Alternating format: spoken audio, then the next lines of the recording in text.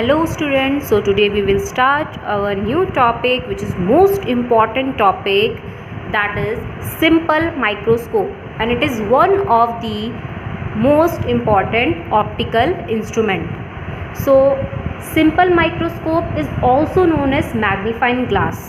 Magnifying glass से आपको याद आ गया होगा कि आपने मैग्नीफाइंग ग्लास इससे पहले कहाँ कहाँ देखा है। जैसे कि कभी आप ज्वेलर्स की शॉप में गए होंगे, सुनार की शॉप में, तो वहाँ पे उनके पास क्या रहते हैं, मैग्नीफाइंग ग्लास रहते हैं, जो कि वहाँ पे क्या करते हैं, जैसे कि आप कोई भी ऑर्नामेंट्स खरीदने जा रहे हैं तो उसमें अगर हॉल मार्क देखना है तो उसके लिए वो आपको क्या देते हैं, मैग्नीफाइंग ग्लास देते हैं, छोटी सी चीज़ को बड़ा देखने के लिए।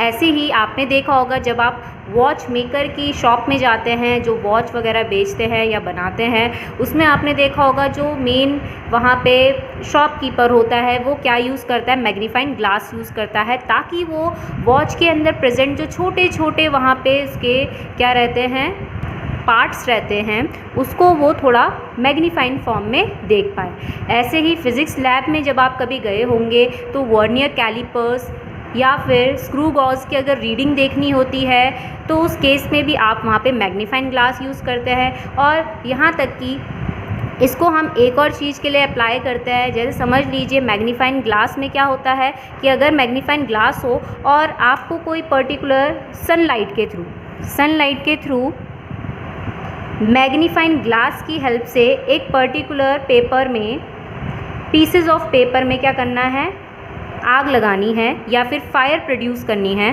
तो उसके लिए भी वहाँ पे क्या यूज़ कर सकते हो आप, मैग्नीफाइंग ग्लास यूज़ कर सकते हो। तो इट मीन्स छोटी सी चीज़ को बड़ा करके देखने के लिए हम वहाँ पे जो एक ऑप्टिकल इंस्ट्रूमेंट यूज़ करते हैं, सिंपल एक ही टाइप का लेंस जिसमें यूज़ होता है, उसको हम क्या कहते हैं, मैग्नीफाइंग ग्लास। तो इसीलिए इसको क्या बोला जाता है, सिंपल माइक्रोस्कोप। क्यों? क्योंकि इसमें सिर्फ एक ही लेंस यूज़ होता है।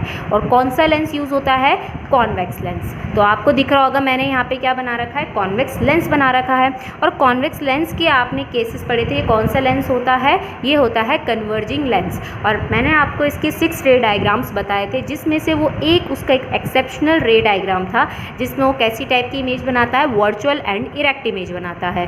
तो सिंपल माइक्रोस्कोप किससे बनता है, शॉर्ट फोकल लेंथ, शॉर्ट जिसकी फोकल लेंथ होती है उसकी पावर क्या होगी, लेंस की ज़्यादा होगी। तो short focal length of convex lens use होता है क्या बनाने के लिए, मैग्नीफाइंग ग्लास बनाने के लिए। ठीक है, तो मैग्नीफाइंग ग्लास कुछ नहीं है, एक short focal length of convex lens है। अब इसमें कौन सा वाला हमें रे डायग्राम याद करना है कि जब हमने ऑब्जेक्ट को, दिख रहा होगा आपको ए भी यहाँ पे ऑब्जेक्ट है, ऑब्जेक्ट को हमने ऑप्टिकल सेंटर एंड फोकस के बीच में रखा है, तो आपको रे डायग्राम याद होगा, पैरेलल टू प्रिंसिपल एक्सिस की रे जाएगी एंड पासिंग थ्रू फोकस। दूसरा यहाँ पे रे रूल क्या था कि जब कोई लाइट रे ऑप्टिकल सेंटर से पास होते हुए जाएगी तो सीधा आगे की तरफ निकल जाएगी। तो अगर मैं यहाँ पे राइट हैंड साइड देखूँ, दोनों जो हमारे पास रिफ्रैक्टेड रेज हैं वो इंटरसेक्ट नहीं कर रही, वो डाइवर्ज कर रही हैं। तो ये इंटरसेक्ट कहाँ पे करेगी, अगर मैं इस रिफ्रैक्टेड रेज को पीछे की साइड प्रोड्यूस करूँ वर्चुअली इस तरीके से, तो वो एक पर्टिकुलर पॉइंट पे मिल रही है, जिसमें वो हमें क्या बना के दे रही है, एक वर्चुअल, इरेक्ट एंड मैग्नीफाइड मतलब बड़ी इमेज बना के दे रही है, ए डैश बी डैश। अब साथ ही साथ आपने यहाँ पे पढ़ा होगा अल्फ़ा और बीटा एंगल्स याद होंगे। अल्फ़ा कौन सा एंगल होता है, जो ऑब्जेक्ट बनाता है, किसके साथ, ऑब्जेक्ट की जो रे बनाती है, कौन सी रे, जो हम बात कर रहे हैं, कौन सी रे, जो बिल्कुल किसके साथ मिल रही है, ऑप्टिकल सेंटर के साथ। और दूसरा प्रिंसिपल एक्सिस के साथ जो एंगल बनाता है वो कौन है, अल्फ़ा, जो ऑब्जेक्ट बना रहा है। ठीक है, और बीटा कौन बनाता है, इमेज की जो रे ऑप्टिकल सेंटर के साथ मिल रही है और प्रिंसिपल एक्सिस के साथ जो एंगल बन रहा है वो कौन सा एंगल बनाता है, यहाँ पे इमेज बीटा एंगल बनाता है। तो इससे पहले हमें यहाँ पे समझना पड़ेगा एक कंसेप्ट जो कि है मैग्नीफाइंग पावर। अभी तक आपने लीनियर मैग्नीफिकेशन पढ़ा था ना, अब आता है मैग्नीफाइंग पावर। मैग्नीफाइंग पावर, जैसे लीनियर मैग्नीफिकेशन में आप सिर्फ वहाँ पे क्या लेते थे, size of image upon size of object, लेकिन मैग्नीफाइंग पावर में क्या होता है, एंगल्स लेते हैं कि जो भी एंगल ऑब्जेक्ट या इमेज आपकी आंखों पर बना रहे हैं उसके हिसाब से क्या निकल के आती है, मैग्नीफाइंग पावर। तो अगर इमेज जो बन रही है उस लेंस के थ्रू, उसका एंगल मतलब बीटा एंगल अगर ज़्यादा है तो वो बीटा एंगल एक्चुअली वहाँ पे क्या बता रहा है, एंगल्स की फॉर्म में अगर हम ले रहे हैं मतलब angle form by image to the angle form by object on the eye, तो उसको हम क्या कहते हैं, मैग्नीफाइंग पावर। तो उसमें तो क्या था, मैग्नीफिकेशन में height of image upon height of object, याद होगा। लेकिन इस वाले केस में क्या हो जाएगा, एंगल क्या होगा यहाँ पे, इमेज कौन सा एंगल बनाती है, बीटा, एंड ऑब्जेक्ट कौन सा एंगल बनाता है, अल्फ़ा। तो बीटा अपॉन अल्फ़ा, ये जो हमारे पास रेशो निकल के आए हैं वो होती है यहाँ पे मैग्नीफाइंग पावर। बट इसमें एक एक्स्ट्रा थिंग, वो क्या, मैग्नीफाइंग पावर जब हम पढ़ रहे हैं कि ऑब्जेक्ट और इमेज कहाँ पे बन रही है, एट डी पॉइंट पे। ये डी पॉइंट क्या है, ये डी पॉइंट समझिए क्या होता है, मैग्नीफाइंग पावर को एम से इंडिकेट करा रहे हैं, कैपिटल एम से। इसका फॉर्मूला क्या बताया मैंने, बीटा अपॉन अल्फ़ा, ठीक है। अब यहाँ पे बात आती है डी क्या है, ये डी है हमारे पास नियर पॉइंट, या फिर इसको हम कहते हैं least distance of distinct vision, least distance of distinct vision. इसका मतलब क्या होता है, इसका मतलब ये होता है कि वो मिनिमम डिस्टेंस, जितनी मिनिमम डिस्टेंस तक आपकी आंखें किसी ऑब्जेक्ट को देख सकती है वो होता है नियर पॉइंट या least distance of distinct vision, जिसको इंडिकेट कराते हैं डी से। और किसी एक नॉर्मल आई के लिए मैं अगर नियर पॉइंट निकालूं तो वो कितना निकल के आता है, 25 सेंटीमीटर। मतलब 25 सेंटीमीटर के बाद अगर आपने क्या करा, यहाँ पे डिस्टेंस कम करनी स्टार्ट कर दी किसी ऑब्जेक्ट को लेकर, तो वो ऑब्जेक्ट की इमेज आपकी आंखों पर कैसी बनेगी, धुंधली बनेगी। और उस टाइम पे आपको अपनी आंखों पर थोड़ा स्ट्रेस डालना पड़ेगा उस ऑब्जेक्ट को अच्छे से देखने के लिए। तो बिल्कुल क्लियरली बिना किसी स्ट्रेस के, मतलब बहुत ही मिनिमम स्ट्रेस के लिए, अगर आप मिनिमम डिस्टेंस से किसी इमेज या ऑब्जेक्ट की इमेज को बिल्कुल क्लियरली करके देख सकते हैं, उस पर्टिकुलर डिस्टेंस को हम क्या कहते हैं, least distance of distinct vision. और ये हर एक आई के लिए अलग अलग होता है और ये डी की वैल्यू शिफ्ट होती रहती है एज के हिसाब से। जैसे जैसे क्या होता है, एज बढ़ती रहती है, इंसान बूढ़ा होता जाता है, ओल्ड एज में पहुंचता है, तो ये डी की वैल्यू भी क्या होती रहती है, इंक्रीज़ होती रहती है, कम नहीं होती है, इंक्रीज़ होती रहती है। तो अगर नॉर्मल पर्सन की आँखों की बात करें तो नॉर्मल पर्सन की आँखें जो बिल्कुल मिनिमम डिस्टेंस तक जो देख सकती है बिल्कुल क्लियरली, वो कितना है, 25 सेंटीमीटर। अब मैग्नीफाइंग पावर आपको याद रखना हो, तभी निकल के आ पाएगा इसका एक्सप्रेशन, जब हम दोनों ऑब्जेक्ट को भी और इमेज को भी, दोनों को किस पॉइंट पे लेट करेंगे, डी पॉइंट पे। तो अभी आपको दिख रहा है ये ऑब्जेक्ट है, जो डिस्टेंस मैंने क्या ले रखी है, u. This is its focal length O F, तो मैंने उसे इंडिकेट कर रखा है एफ से। This is its image A dash B dash, तो इसको मैंने इंडिकेट कर रखा है वी से, जो इमेज डिस्टेंस है। और आपको पता है कि जो इमेज बन रही है वो किस पॉइंट पे बन रही है, at least distance of distinct vision पे, तो इसलिए मैंने v इज इक्वल्स टू क्या लिखा है, d लिखा है। अभी हम यहाँ पे साइन कन्वेंशंस भी देखेंगे, वो आपको याद रखना है। अब अगर मुझे मैग्नीफाइंग पावर निकालना है तो इसके लिए देखिए ऑब्जेक्ट ये है ना ए बी, तो इस ऑब्जेक्ट को मुझे कहाँ पे लेट करके देखना पड़ेगा, इस पॉइंट को लेट कर लेते हैं हम, यहाँ पे क्या, सी पॉइंट लेट कर लेते हैं।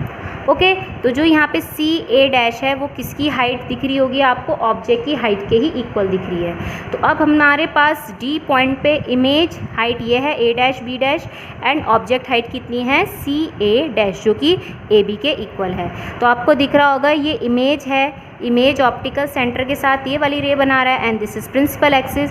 ये कौन सा एंगल होगा आपको पता है, ये वाला एंगल होगा beta.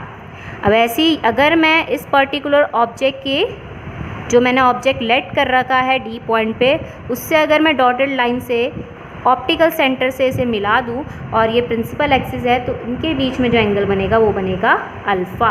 Okay, so this is beta and this is alpha, and the ratio of beta and alpha when both lie, object and image both lie at D point, it is known as magnifying power।